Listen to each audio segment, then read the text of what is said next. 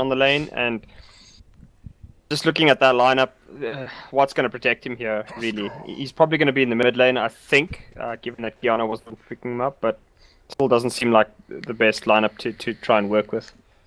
Well, we will have a look here. Maybe they're mixing things up just a little bit. We will see shortly.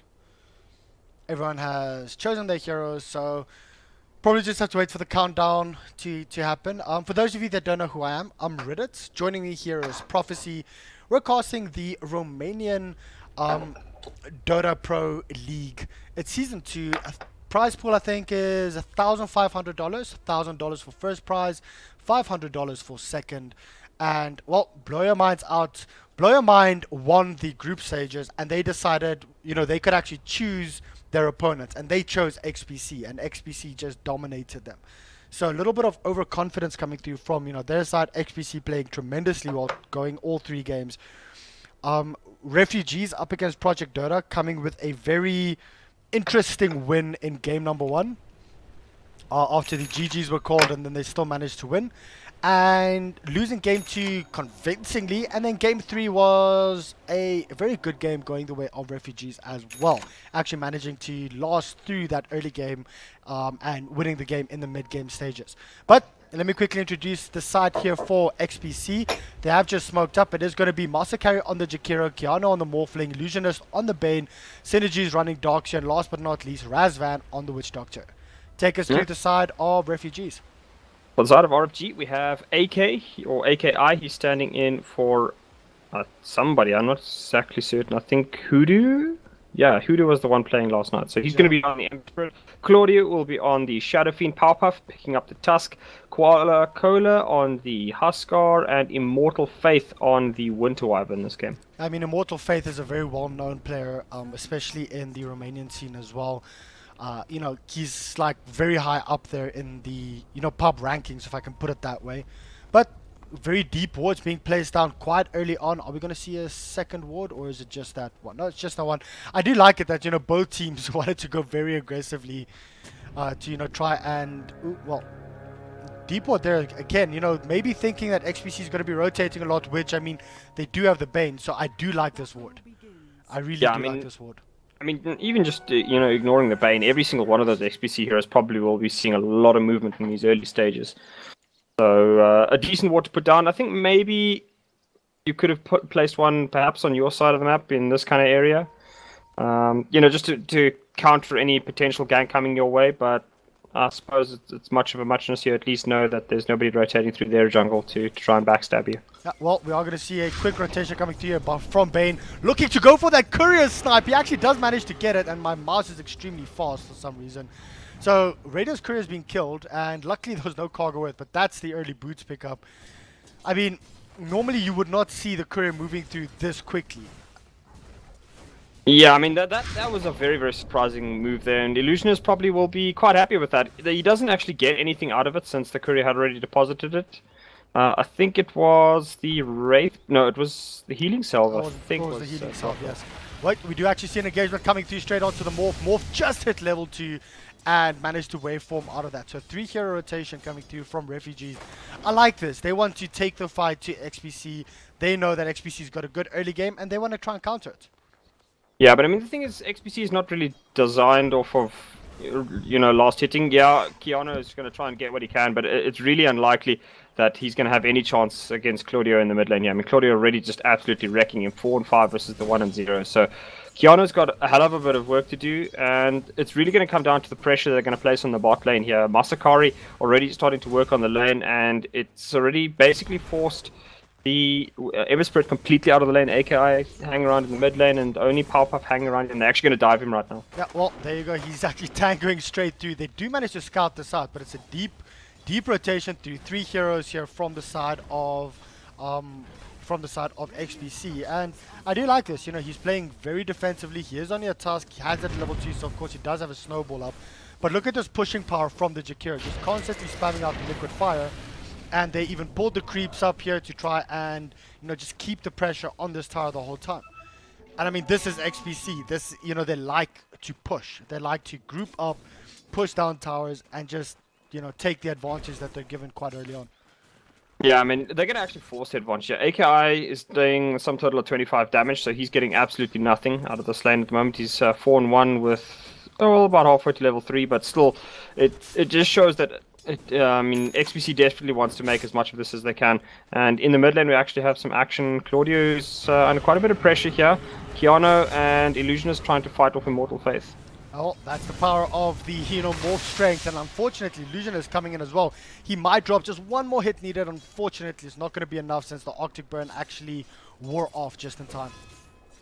Yeah, very, very weird. The Bane's also gone for the Enfeeble here. Extremely heavy on mana, and I don't really know who he's going to try and counter. Maybe trying to help out the Morphling in the mid lane, but that's still kind of a dodgy bet there up against Claudio. So interesting that he goes for that. I would have been much happier if he'd gone for something like perhaps the Nightmare or the Brain Sap, just to try and set up something with the rest of the team.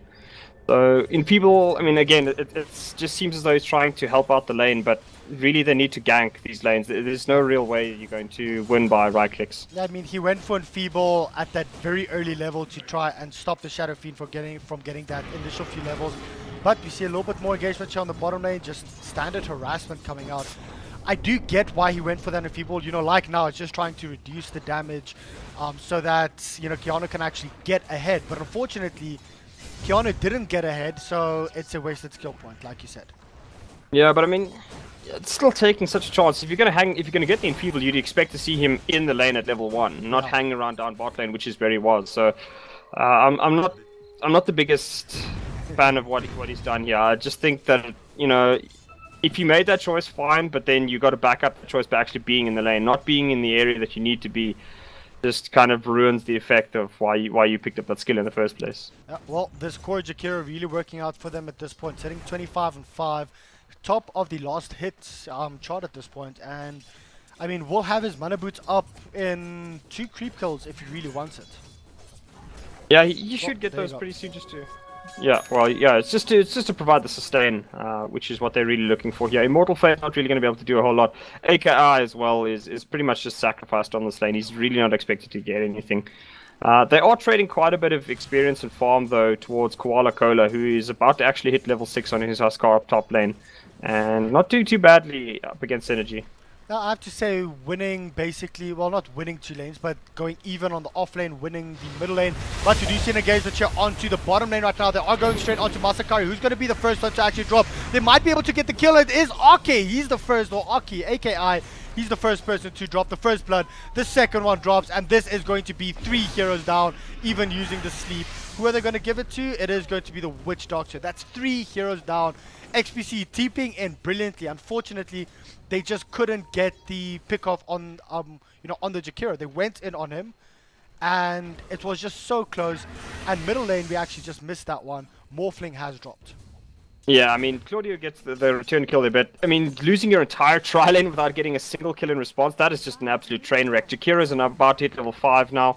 Actually just needs 1 creep for that, so a little bit disappointing. We would love to push the tower quicker, but I don't know why they just didn't commit to the Jakiro there. He was so low HP right from the beginning of that fight. If they just committed to him, they might have been able to get the first blood and, basically negate it slightly. But what happened was 1 hero committed, that was the Tusk. The rest of the heroes decided to back off. They lost 1, lost a second, and then Tusk is the only one remaining on the lane, and he drops as well. So it was just no communication from RFG, and it really just seemed as though XPC knew what they needed to do and committed hard to it, and got the perfect result out of it in the end. Yeah, Refugees basically, just like you said, they went half-assed, if I can put it that way. They went in and they decided no, they turned around, they ran, and unfortunately that just meant, well, hold on, we might actually see an engagement right now. No, just a little bit of harassment. Nothing's going to happen. But the backstab is coming through from Ember Spirit, and they might actually want to go here onto Razvan. Are they actually going to be able to get the pick off? Claudio is also going in. Is he going to be able to get anything? No, well, he actually gets healed up right now, which is very well. Unfortunately, he won't be able to get any razors off. Now they're going to try and go in for the counter. Is he going to be able to get the double razors coming off? Who's going to get the kill here? 1 more raise needed. Shadow Fiend gets the 2nd kill on the Morphling, and unfortunately, the Witch Doctor falling off as well. So things looking a little bit better for Refugees all of a sudden. However, they have lost bottom, and I mean the bottom tier 2 towers already taken a 3rd damage. Yeah, but again, it's just a lack of committal there. This time from XPC, as they could have gotten a kill there. It looks like they're going to grab themselves a kill onto Immortal Fate. Yeah, and there we go. As I said, putting yourself into the Kira ulti, not really the best idea in the world. It's But like, yeah, I mean, why thank you? Thank you for the free it kill. just makes life so easy for him. But it's very, very weird there that XPC didn't bring the Shakiro as well. I think had he been there, it would have been a very, very easy fight for RFG to win. So in the end, sorry, for XPC to win. Yeah. But that mid lane fight, eventually they just dropped 2, and I mean, once you see those multiple TPs in, it's basically just, okay, well, we're not going to be able to take the fights right now, so just back off and, you know, maybe hope for a better sequence of events later. But, you know, forcing it there was not the best idea. Definitely. There's the Invis Ruin. Scouts are out right now. Who's actually going to take it? It's going to be the Morph. Now, it's a 3-4-4 at this point. Having a look, I mean, it's around 8 minutes in. The net worth for both of these two teams, it's sitting around 2,000 in favor of XPC. So, not the biggest lead, but I think they'll be happy. And we are going to see an engagement straight onto AKR right now on the Ember Spirit. They do manage to toggle off the Brain Nightmare, but not Immortal Faith. Setting up for that perfect Macro Pyre. Once again, healing up, but it's not going to be enough. That's 4 heroes down, but here comes the Shadow Fiend. Going in for raises, unfortunately missing the first raise. Managing to get the second one on Master Carry, but the problem is he might actually just drop from this. There's no further support coming through. They can't help him out. And he just ran in all the way from the back end. We know top lane though. Darkshire managing to get the kill on the Huskar as well. Well, well, at least it's a counter kill. Yeah. Counter kill, but Doxia gets the experience, which I think is a little bit more important. But I mean, this is exactly what XPC was hoping for. They get it in the end, a free kill onto the Shadow Fiend. That slows Shadow Fiend down. He's not able to get any real stacks going. He hasn't farmed these, and I mean, this is almost the perfect time for XPC to now rotate into mid, steal his stacks, and continue onward, because they actually watered up his stacks right over here. You know that place in the bush where you can water up both of the stacks of the camps. So he got heavily nerfed. Yeah, but I mean, that's exactly what they needed to do, you know, shut down the Shadow Fiend. He's not going to be able to do anything. They already shut down the Ember Spirit just by being on his lane. He's not going to be able to farm there at all. So now they rotate into mid lane, push that out, and then rotate to the top lane, which is being pushed in pretty significantly by the Docs here. But, I mean, RFG, they don't really have any way of contesting with this. Yes, if the Shadow Fiend gets somebody set up for him, he can land a couple of raises and maybe get a kill or two, but he's never going to get that. As soon as he starts channeling, it's a sleep, or it's a Bane ulti, or, you know, any number of XPC abilities. Yeah. Well, looking at the drop from Refugee, would you maybe have rather wanted to see a Juggernaut instead of the Ember Spirit? I think a Jug would have been a little bit more secure in his own lane, but again, it would have still... It's still a problem, because the Jug is again a melee hero up against a dual lane with 2 ranged heroes, so no, I'm just thinking of actually trying to fight early game, because Ember Spirit you can't. Yeah, but I mean, then Gyrocopter is probably your best bet. Yes, Gyro doesn't also have the greatest range, but he's at least something as opposed to like the absolute nothing that you're getting out of a Jug or a Jug or an Ember. Very true. Well, this middle lane is not long for this world. Just have a look at that. 4 levels up in Liquid Fire on this Jakiro. It's just the pushing power. You know, we basically said this game is going to be either 20-minute game or Refugee will be able to actually outlast. And currently, this is looking on track to actually end around that 20-25 minute mark.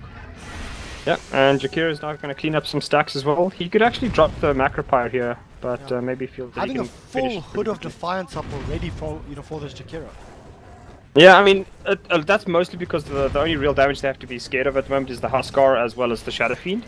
Other than that, there's no real right click that they have to be fearful of. So, you know, take the chance, and they might actually get themselves a couple of free kills here in the mid lane. Well, Tusk is being stunned up right now. Unfortunately, the Huskar does go in. He does use his ultimate straight onto the Morphling. Are they actually going to be able to do anything about this? The Nightmare comes onto the Ember Spirit.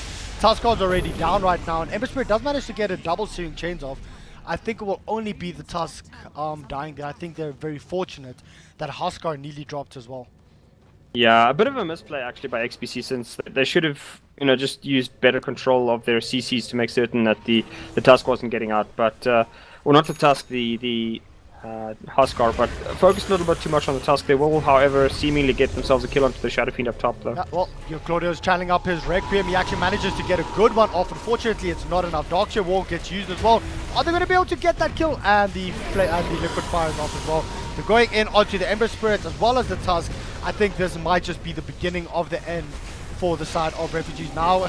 Well, that's just a complete YOLO move coming through from the Huskar. Yeah, the sorry. Huskar. Yeah, but I mean, the problem is RFG knows exactly what kind of pressure they're under right now, and it's like they're so desperate to make something happen that they'll take any sort of fight, and that's exactly what XPC is waiting for, because you're just jumping into, you know, basically 6 or 7 different types of CC in a fight, and how do you do anything against that? Like, you have no options of trying to take even a single hero on XPC because they've got the sustain coming out of the Breeder Restoration. You can't jump on the Bane either. He's got the Brain Sap to keep himself alive a little bit longer. Yeah. And the rest of the team is fairly mobile, so it's an incredibly difficult lineup to try and fight, and unfortunately RFG have basically walked into the grinder and, you know, just kept beating it the whole time.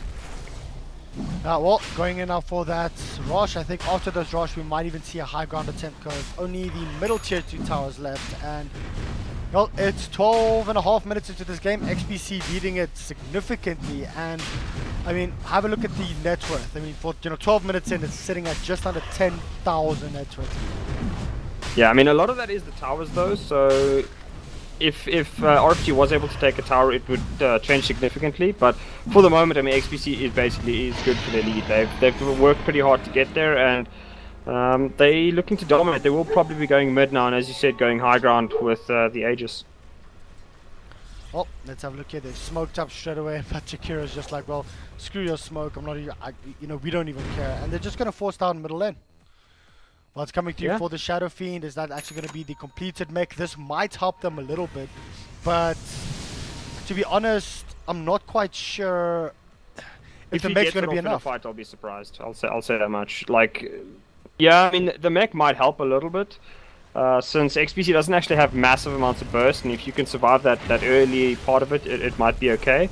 But the problem is that XPC is just not going to stop. They're just always going to be pushing, and there's not a whole lot you can do about that. I mean, the Liquid Fire alone will chip your towers before you can really be in a position to defend. And we are going to see a race here. I just want to check how many... All 3 heroes do have the TP scrolls, but they have to make a decision very, very quickly. Do they try and push that tier 1, or do they just TP back to save their tier 3? Oh, now they're all TPing back. I think they really want this tier 1. I'm not quite sure it's worth it, because the tier 3 here from the side of RFG is already sitting on just over half HP, and it's just being chipped away. They just used Clip right now. The Ice Path comes through, unfortunately doesn't land on anyone, but it's just going to be constant harassment. More Liquid Fire, more Liquid Fire. Can Refugee do anything about this? Oh, not really. I mean, at this moment, none of their heroes are really capable of actually surviving if they try and jump onto XPC. Koala Cola is, I'm almost certainly just gonna, he's just gonna eat a sleep as soon as he jumps in, and the ulti will be saved for the Shadow Fiend from the Bane. Yeah, no. Jakiro is just mocking his Ice Path right now. Well, there's the Bane ultimate, huge Bane ultimate coming through. Unfortunately, the Tusk does roll onto him. They do manage to actually get a good Winter's Curse off. Unfortunately, it's not going to be enough. The wall is there, the vacuum is there. That's 2 heroes down already. It's going to be 3. The mech was actually popped, but I think this might just be game. The Searing Change used onto 2, and the tier 3 towers not going to last. They almost likely get 1 lane of racks, if not 2, from this.